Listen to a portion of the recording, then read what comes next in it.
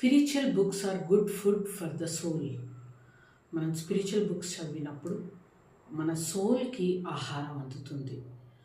మనం ఊరికే చూస్తుంటాం, వీడియోస్ చూస్తుంటాము, రకరకాల ఇన్ఫర్మేషన్ చూస్తుంటాము, కానీ రకరకాల పుస్తకాలు చదువుతుంటాము. కానీ మంచి పుస్తకాలు, మంచి నాలెడ్జ్ ఉన్నది మనం చదివిన విన్న దానిలో ఉన్న శక్తి మనలోకి కూడా వస్తుంది.